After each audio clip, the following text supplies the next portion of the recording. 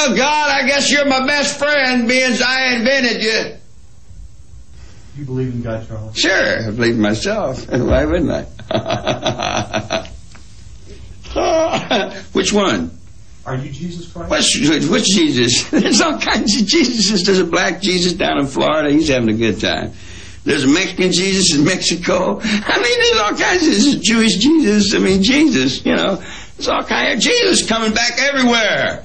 And nothing can stop it. It's a consciousness that lives in your mind. And you've got to indicate to the people who run it, to the people who own it, that unless you're free, the machine will be prevented from working at all. From working at all. From working at all. Don't lay down and die because a new world order, the business of the day for the elite, when they're coming to take your freedoms away. You have to fight against the tyranny and read between the lines to find the truth that they try to hide right before your eyes. You can't even see it when you're looking at yourself, but that's the way that they want you to be. Locked up in this cage of hell, a prison in your mind, trying to find a way to get free. Prescription drugs and television, that's not for me. You gotta fight it. Don't lay down and die, you gotta fight it. Don't sit there and cry, you gotta fight it. No need to ask why, you gotta fight it. Fight it, fight it, man. You gotta fight it. And you've got to indicate to the people who run it, to the people who own it, that unless you're free, the machine will be prevented from working at all. From working at all. From working at all. You gotta stand to fight the system, cause the system's against you, and the only way they win is if you have nothing to defend you. Second Amendment guarantees your right to bear arms. You have to protect your family and sound the alarm. You gotta fight it. Don't lay down and die, you gotta fight it. Don't sit there and cry, you gotta fight it. No need to ask why, you gotta fight it. Fight it, fight it, man. And you've got to put your bodies upon the gears and upon the wheels, upon the levers, upon all the apparatus, and you've got to make it stop.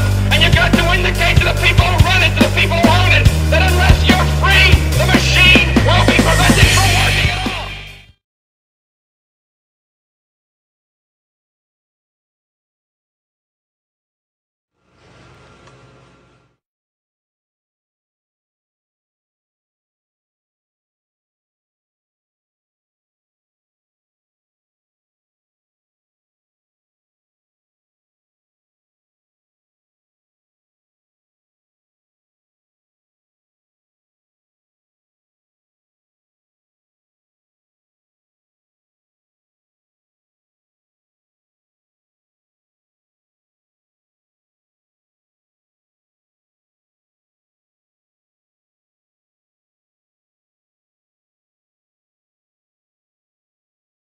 will lead into a one-world government. If we really want to understand what's going on in space today and what's happening with the plan to put weapons in space, I think it's instructive to go back and understand the origins of the U.S. space program. And to do that, you have to go back to Nazi Germany.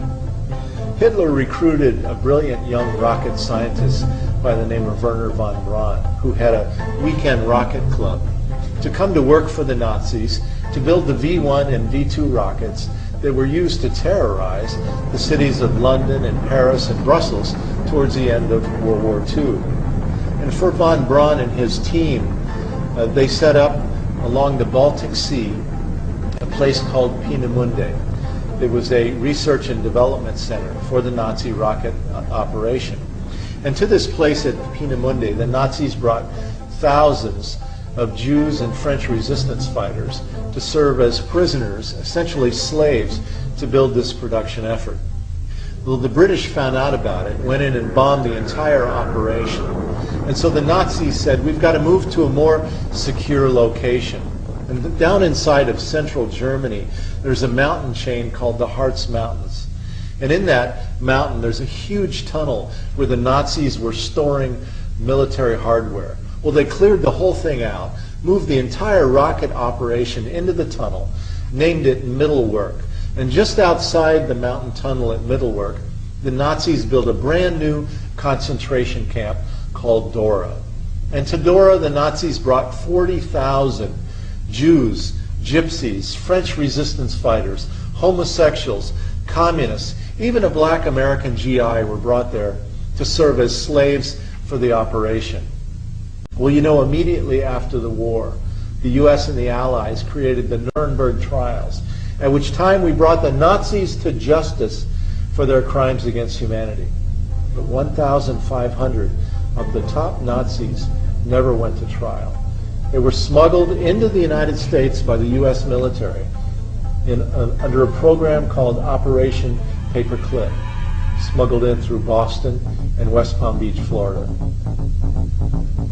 And Wernher von Braun and his rocket team, 100 of them, along with 100 copies of the V-2 rocket, were sent to Huntsville, Alabama, where von Braun became the first director of NASA's Marshall Space Flight Center. What's interesting is the other 1,400 Nazis. Who were they? Well, some of them were brought to the United States to work for the CIA. Others were brought to the United States to do the LSD drug experiments and the MK Ultra mind experiments during the 1960s, where people were jumping out of windows.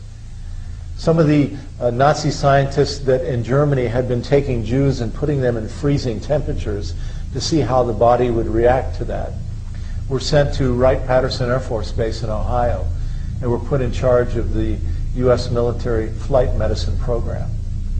And so when you take 1,500 of the top Nazi scientists and essentially seed the military-industrial complex, the question I have is, do they bring with them an ideological contamination? Well, not only did von Braun go to work for NASA, but the guy that was in charge of the V-2 flight test program up at Peenemünde along the Baltic Sea, a guy by the name of Kurt Wiebes, became the first director of the Kennedy Space Center in Florida. And then the man that recruited von Braun, Major General Walter Dornberger, the guy that was sent by Hitler to recruit von Braun to come to work for the Nazis, he became vice president of Bell Aerosystems Corporation in New York that made its riches building the helicopters for the war in Vietnam. In fact, in 1958, Dornberger testified before the United States Congress, saying that America's top space priority should be to, quote, conquer, occupy, keep, and utilize space between the Earth and the Moon. And in fact, later on, in a speech before a national missile industry conference, Dornberger told the assembled, "Gentlemen, I didn't come to this country to lose the Third World War. I lost two already." And then finally, the man that was in charge of production and middle work inside the mountain tunnel there in Germany, Arthur Rudolph, he became the first project director of the NASA Saturn V rocket program that took the United States to the moon. And so these are the essential origins of the U.S. space program. And the Space Command put out a planning document a few years ago called Vision for 2020. And on the cover of it, you see a satellite hitting targets on the Earth below. Let's take a look at some of the language in this so-called Vision for 2020. The Space Command says that in the future, because of corporate globalization of the world economy, they expect that there's going to be a widening gap between the haves and the have-nots, between the rich and the poor all over the world.